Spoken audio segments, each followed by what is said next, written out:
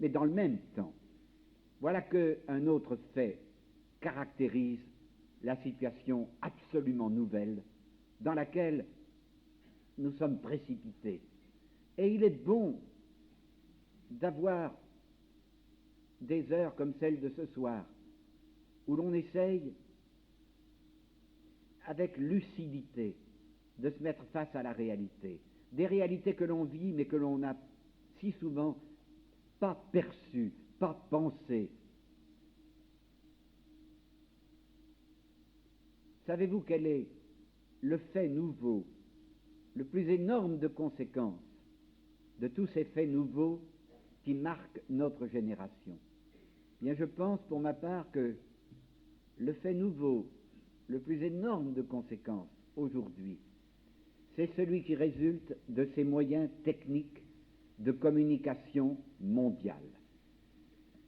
Voilà que, dans le même temps où l'homme est devenu capable de destruction globale, totale, universelle, dans le même temps, pour la première fois depuis que l'humanité existe, l'homme est capable de connaissances globales, planétaires, universelles. Désormais, pas un événement important ne peut se produire où que ce soit à travers le monde sans que, instantanément, nous en ayons la connaissance. À la minute qui suit, une émission de radio va nous le faire savoir. Peut-être à l'instant même où l'événement se produit, si nous sommes en famille, en train de déjeuner, les images nous en sont jetées à la figure par notre écran de télévision, nous retransmettant par satellite de n'importe quel lieu du monde ce qui est en train de se passer, n'importe où. Pour la première fois, jamais cela n'avait été. L'homme, tant soit peu attentif, peut tout connaître de l'univers. Et les conséquences sont incalculables. Parce que, qu'est-ce qui résulte de cette connaissance? Il résulte ce que nous disions en débutant cet entretien. Nous découvrons avec éblouissement que les merveilles de l'univers sont plus grandes, plus splendides que tout ce que nous avions pu imaginer. Dans l'infiniment grand des astres, dans l'infiniment petit de ce que peuvent nous révéler des émissions scientifiques au microscope, dans les fonds sous-marins, nous découvrons ce que jamais l'homme n'a connu, de ces stupéfiantes beautés qui peuvent exister dans les parcelles les plus infimes de la matière, dans les abîmes absolument inconnus de toujours. Mais dans le même temps, où nous sommes dans l'éblouissement de ces merveilles qui tout d'un coup nous sont données à connaître, mais dans le même temps, nous découvrons à une mesure que nous n'avions jamais connue jusqu'ici, l'immensité démesurée, révoltante, des absurdités de ce monde. Bien sûr, de tout temps, tout homme avait su qu'il y a du malheur dans la vie.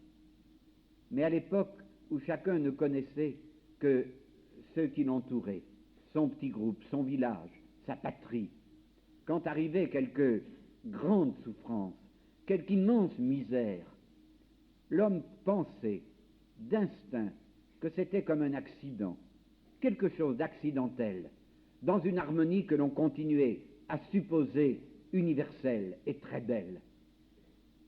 Mais aujourd'hui, on sait que ce n'est pas vrai. Aujourd'hui, on sait, si on a le courage de tout regarder, de vouloir savoir, on sait que le malheur, l'atrocité qui accable les innocents, les petits-enfants,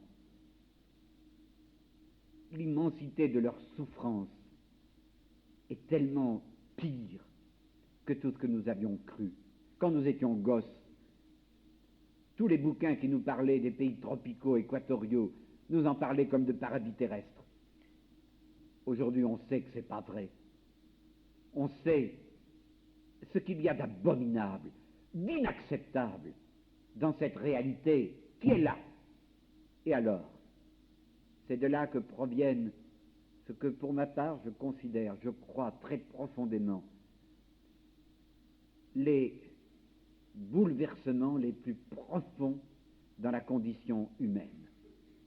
Car devant cette connaissance de tout, avec des sujets d'émerveillement et les sujets d'indignation, alors voilà que d'immenses procès, même s'ils sont restés inconscients dans notre subconscient, mais en fait existent, d'immenses procès. Et le premier de tous,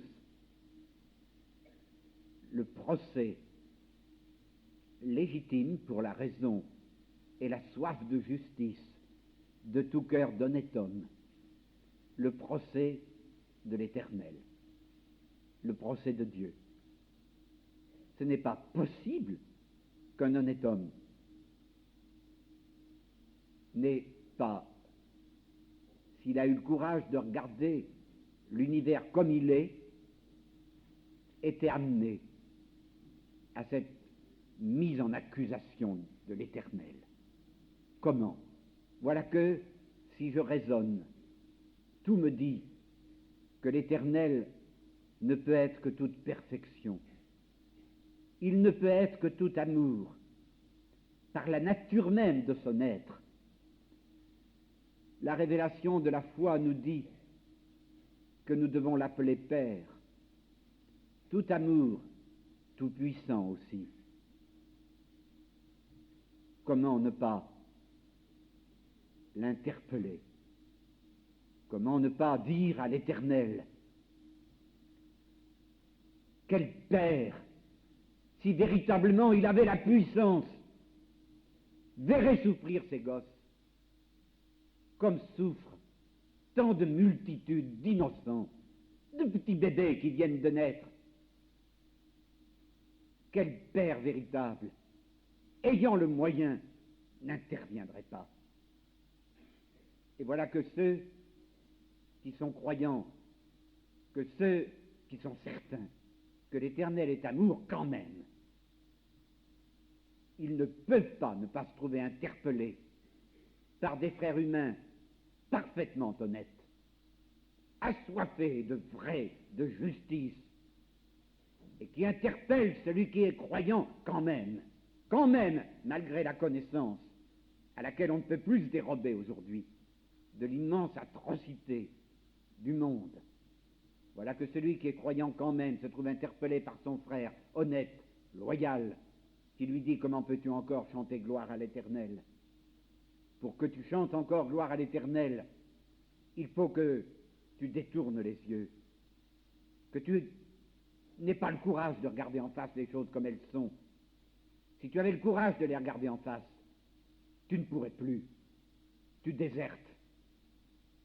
Et voilà que le croyant se trouve placé dans cette position de voir comme un enfant qui verrait son père accusé par ses enfants, comme un enfant qui verrait ses frères scandalisés par le père. Nous ne pouvons pas ignorer que cela existe comme un fait d'honnête homme dans le monde d'aujourd'hui, du fait même des connaissances qui désormais sont imposées à l'homme. Et puis, immédiatement vient une autre conséquence. L'Éternel est en procès. Je ne peux plus croire, disent tant d'honnêtes gens. Je me rappellerai toute ma vie le mot de cet étudiant de Suède qui un jour me disait: pour moi, l'Éternel désormais, c'est le Tout-Puissant incapable. Et voilà qu'alors, pensant avoir vu le Tout-Puissant incapable, l'homme se retrouve tout seul. Tout seul. Et voilà qu'alors, inévitablement, inexorablement, après le procès de Dieu, vient le procès de l'homme. Oh, l'homme peut être émerveillé, enorgueilli de ses capacités. Voilà qu'il a commencé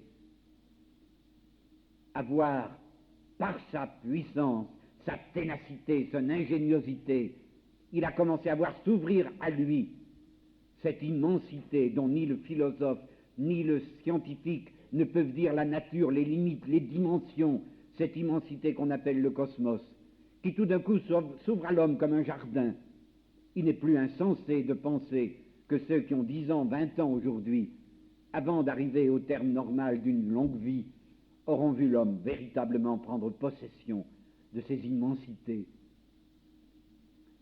L'homme a de quoi, oui, être émerveillé, d'avoir non seulement pu aller dans l'espace, mais déjà prendre pied sur un autre astre. Mais en même temps, comment ne se trouverait-il pas honteux? Il est capable d'analyser la Terre de la Lune.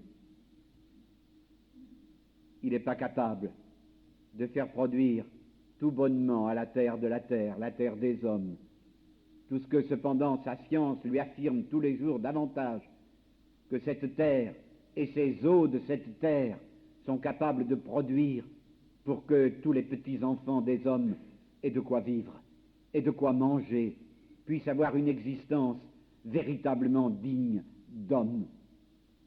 Cet homme, il a découvert les énergies fantastiques qui se trouvent dans les infimes parcelles de la matière. Mais jusqu'à présent, il s'en est servi surtout pour organiser la terreur. Cette terreur dont nous disions tout à l'heure que par ailleurs, en même temps qu'il se ruine pour l'accroître toujours un peu plus, il se sent grotesque de l'accroître, puisqu'il sait qu'il ne pourra pas, ni lui ni l'adversaire, y recourir sans folie. Et cependant, il fait que tournent indéfiniment sur nos têtes les bombardiers qui portent ces instruments. Il suffirait du lancement d'une petite onde pour que tous les mécanismes se mettent en place et que tout se déclenche. Et quelle est la certitude? Des études ont été faites. Quelle est la certitude?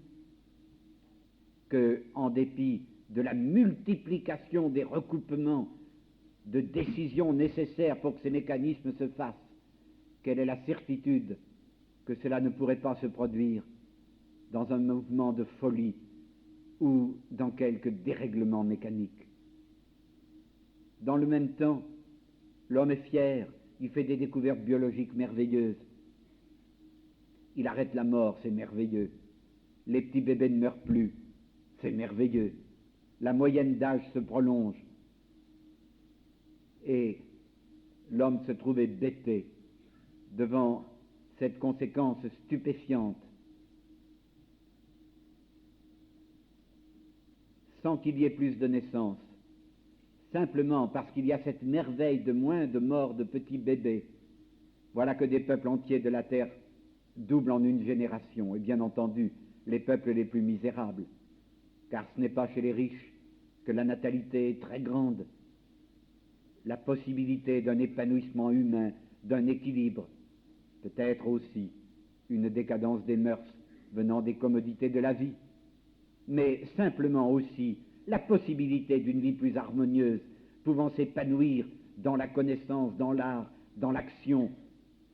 Ce n'est pas là où une vie harmonieuse est possible que les progrès médicaux arrêtant la mortalité infantile entraînent de grandes conséquences. Mais dans les peuples misérables, dans les peuples qui n'ont aucun épanouissement humain, et pour qui d'ailleurs la multiplication des naissances a été pendant des millénaires en quelque sorte la sécurité sociale, qui faisait que les parents pensaient que plus les enfants étaient nombreux, puisque la misère faisait qu'un si grand nombre mourait, plus s'accroissait la probabilité que lorsque eux, papa et maman, seraient vieillis, infirmes, ne pourraient plus gagner tout seuls à la chasse les moyens de vivre, survivraient quelques enfants devenus adultes et qui veilleraient sur leur vieillesse. Voilà que dans ces peuples les plus pauvres, les plus démunis de tout, par notre générosité à bon marché, qui ne résiste pas à un appel pour distribuer des médicaments pour empêcher les bébés de mourir, par notre générosité à bon marché, qui accepte de donner le peu que coûtent ces moyens qui arrêtent la mort, mais qui n'est pas capable, notre générosité, parce qu'elle n'est pas un amour véritable, capable de comprendre que ceux qui ne mourraient pas il allait falloir qu'il puisse vivre, et qu'il puisse vivre en homme, et pas en mendiant à perpétuité, recevant les aumônes de nos générosités, notre petite générosité à bon marché, qui n'était pas capable de comprendre que quand nous donnons 1 franc pour empêcher les bébés de mourir, nous sommes en quelque sorte des malfaiteurs, si nous ne sommes pas résolus à donner de notre bourse et par la pression de l'opinion publique sur les pouvoirs publics pour la répartition différente des ressources des nations puissantes, si nous ne sommes pas disposés, au moment où nous donnons 1 franc pour empêcher un bébé de mourir, de donner les centaines et les milliers de francs qui seront nécessaires pour que le gosse qui ne meurt pas puisse avoir des écoles d'apprentissage, puisse avoir demain des moyens industriels de mettre en valeur les possibilités, les disponibilités de sa parcelle de terre. Si nous ne comprenons pas cela, alors résulte de notre prétendue victoire sur la mort une espèce de panique. Vous savez, le mot de notre ami Josué de Castro disant « Voilà que la terre entière ne dort plus, parce que 2 tiers de la terre ne dorment pas parce qu'ils ont faim, et le 3e tiers ne dort pas, soit parce qu'il est malade d'avoir trop mangé, soit parce qu'il est terrifié dans la peur de la colère de ceux qui ont faim. » C'est cela que l'homme a créé. Et puis l'homme a encore une autre victoire, mais qui bien vite conduit à son procès. Après sa victoire dans le cosmos, sa victoire sur l'atome, sa victoire sur la vie, il a sa victoire psychique, sa victoire dans la généralisation de la connaissance, de la science, de l'enseignement, l'alphabétisation répandue dans le monde. Bravo, c'est tellement nécessaire. Mais voilà qu'en même temps que l'homme fait ses statistiques, se félicite des progrès qu'il réussit à donner au développement de l'instruction, voilà que l'homme se trouve tout d'un coup comme terrifié. Terrifié parce que par le développement de cette connaissance, des masses humaines qui depuis toujours souffraient, des masses humaines qui depuis toujours souffraient, mais sans comparer. Voilà que ces masses, aujourd'hui, parce qu'elles savent lire, ou parce que même là où elles ne savent pas encore lire, elles entendent des radios, les plus miséreux dans toutes les villes de tous les pays du monde, jusqu'aux plus sous-développés, les plus miséreux, passent sur les trottoirs, voient dans les vitrines des rues des riches, car il y a des riches et des riches parmi les plus riches de la terre, dans les pays les plus pauvres. Voilà que ces pauvres passent devant les vitrines et voient sur les écrans de télévision les images du monde. Ils découvrent tout d'un coup comment vivent les gosses des autres. Et après avoir vu comment vivent les privilégiés, gavés de tout, ils se retrouvent dans leur bidonville, dans leur taudis, au milieu de toutes les privations. Et voilà que tout d'un coup, ceux-là qui souffraient, ils se sont mis, grâce à nous, à souffrir de souffrir. Et c'est plus du tout pareil. Et voilà que, dans le même temps, où une sorte d'impossibilité de patienter davantage, parce qu'on peut patienter tant qu'on ne sait pas, on ne peut plus patienter. Et on doit dire, on n'a plus le droit de patienter. Si l'on est un papa dont les gosses souffrent et qui tout d'un coup a découvert que la famille humaine a les moyens d'empêcher son gosse de souffrir. Voilà que tout d'un coup, la traditionnelle patience, le folklore de ces peuples si gentils, si accueillants, dont on nous a tant parlé, voilà que tout d'un coup, cela se transforme en colère. Dans le même temps, d'ailleurs,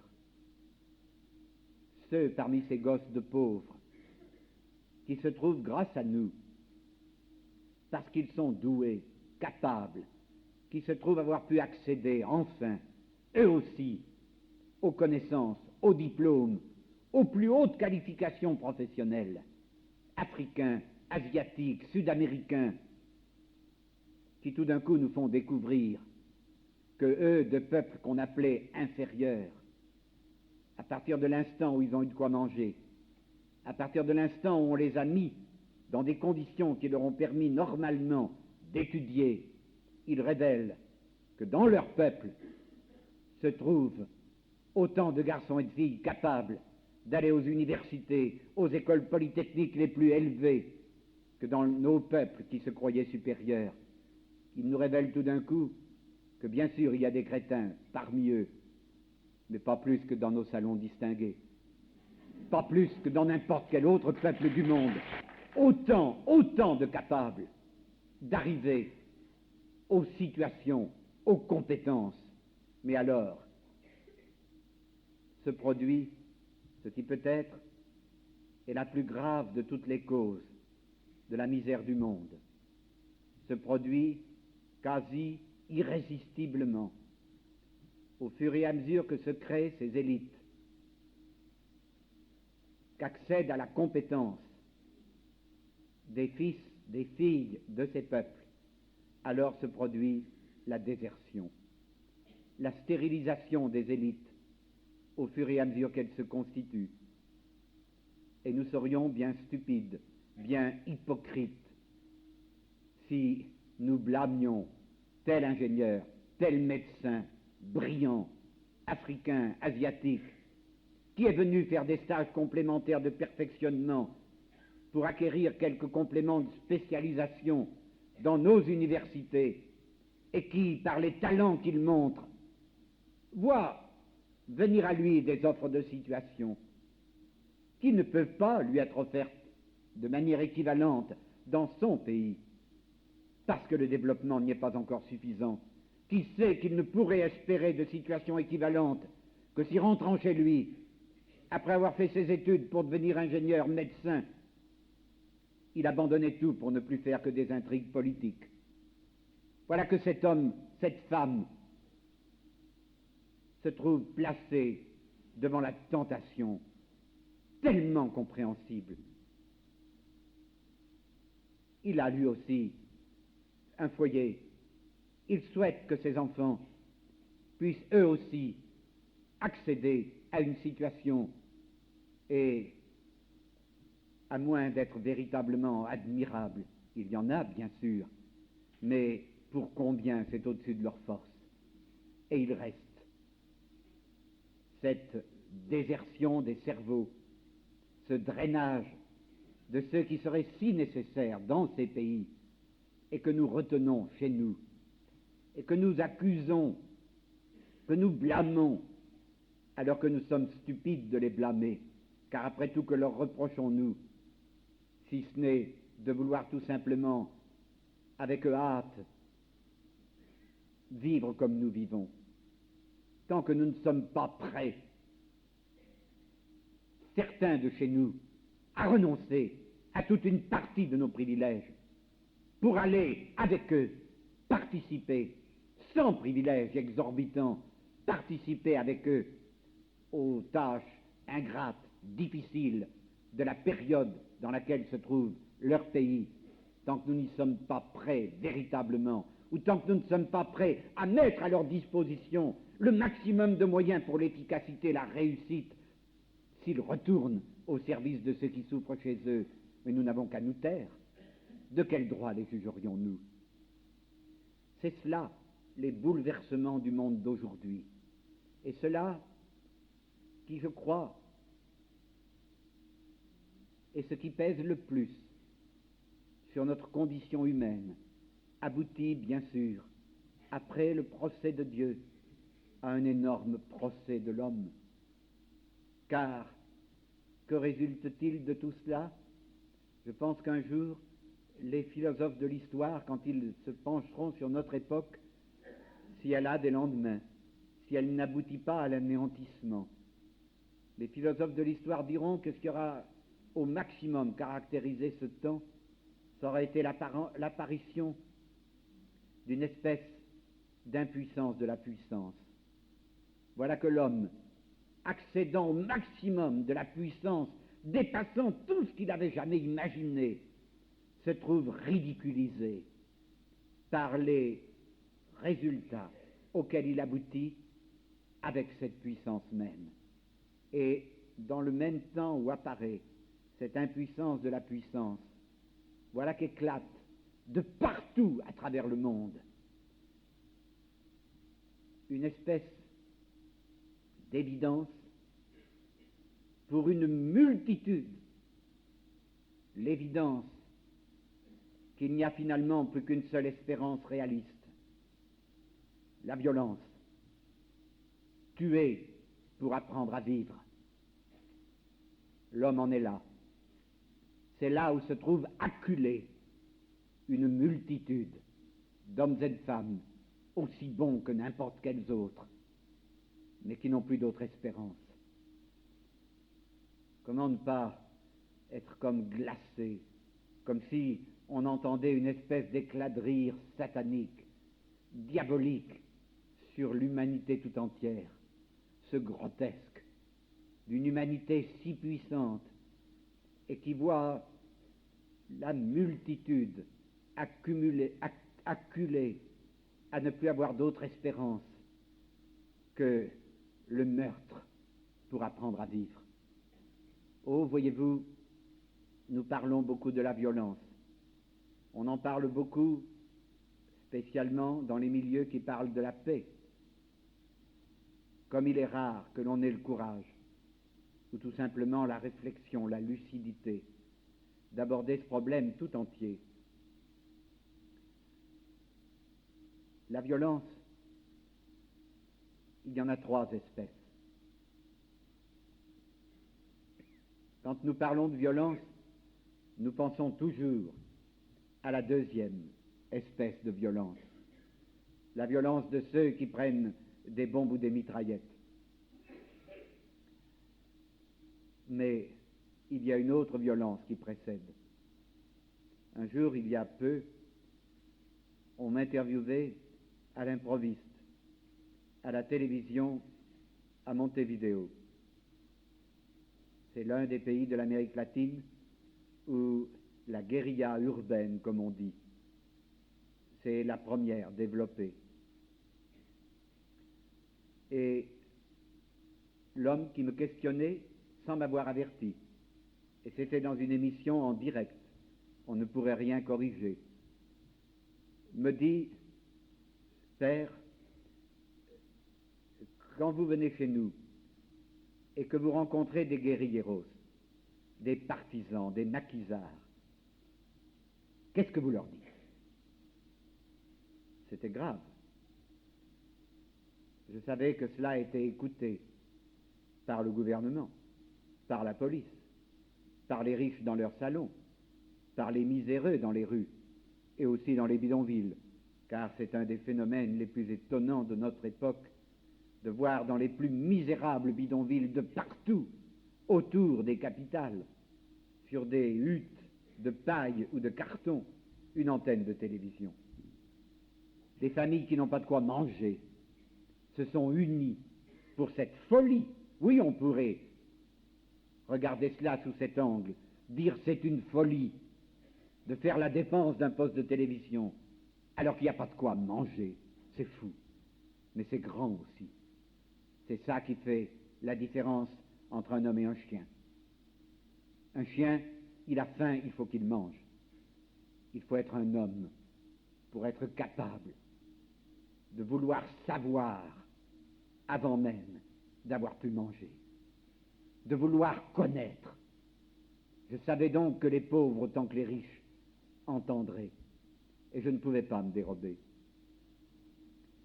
Et je suis resté muet un instant, et puis j'ai dit oui, bien sûr, c'est vrai qu'il m'arrive quand je viens chez vous de rencontrer des insurgés, des guérilleros. Eux aussi se posent des cas de conscience, et bien souvent ils veulent venir questionner, parler.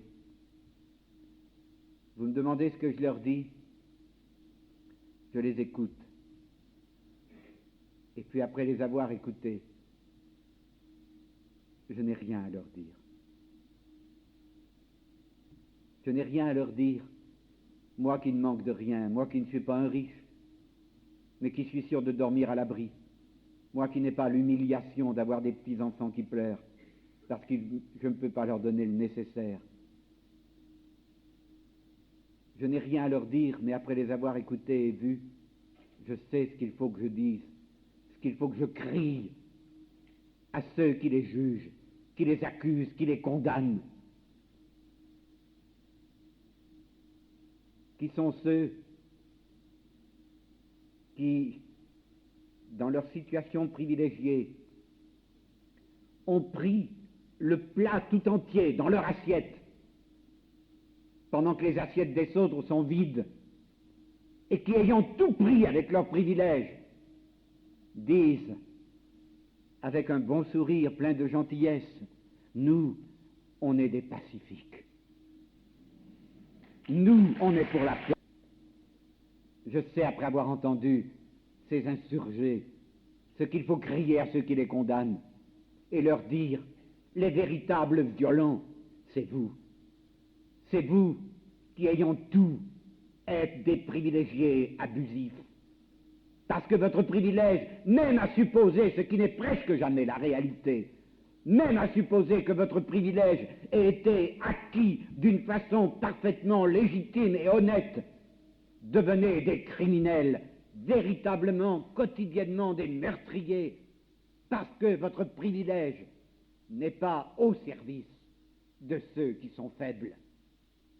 Je sais qu'à ceux qui ainsi condamnent les autres, je dois leur dire, chaque soir quand vous allez vous coucher, embrassant vos petits-enfants que vous aimez bien, avec tout votre bon cœur, en fait, vous avez sur les mains, chaque jour, plus de sang que n'en ont ceux qui ont pris des mitraillettes. Vous avez chaque jour la responsabilité de la multitude des filles qui se prostituent pour donner à manger à leurs petits frères, de la multitude de ceux qui sont tuberculeux sans médecin, de ceux, comme j'en ai connu un, dans une mine du Pérou, un médecin vient un jour me trouver, il pleurait, il était fils de richissime, il avait rompu, et il s'était fait médecin à la mine, et il pleurait, ce jeune homme, il me disait, j'aime mon père, je ne peux plus supporter de le voir, vieillard majestueux, recevoir dans notre maison les hôtes, les visiteurs, beaucoup de prêtres, et les promener de salon en salon en leur faisant admirer l'accumulation des œuvres d'art, beaucoup d'œuvres d'art sacrées qui sont là, alors que, me disait-il, notre fortune vient de la mine. Il pleurait, il me disait, j'aime mon père, je ne peux plus le supporter. Et il me disait, aujourd'hui, une femme vient d'arriver. Et elle me dit, docteur, c'est fini. Et elle raconte que son mari, tuberculeux, mais ne pouvant pas se faire soigner, car s'il s'arrêtait, comment mangeraient les petits? Ce tuberculeux que le médecin soignait, mais qui chaque jour retournait à la mine. La maman dit, cette nuit il a repris un crachement de sang. Alors il a fait un petit paquet. Il a embrassé les petits, il a embrassé sa femme. Et il lui a dit, oublie-moi. Cherche n'importe quel autre homme fort qui pourra donner à manger aux petits. Et moi je pars mourir dans les chemins de la montagne. Et combien ainsi? Oui, quand on parle de la violence, on parle de la seconde violence. On oublie la première, celle sans laquelle la seconde n'existerait pas. Et cette première violence, la seule qui soit totalement criminelle, objectivement criminelle, peut-être pas dans la conscience, parce que tant sont nés dans cette situation, ne l'ont jamais mesuré, n'en ont jamais pris conscience, que peut-être cela les innocente moralement. Mais cette criminalité de la première violence, en fait, prenons garde de ne pas être nous, de ceux qui en accusent d'autres. On est tous privilégiés par rapport à quelqu'un d'autre, toujours, toute sa vie, tantôt par l'âge, par la santé, par la culture. Est-ce que le privilège dont on dispose, il est serviteur? S'il ne l'est pas, il devient un vol, il est criminel.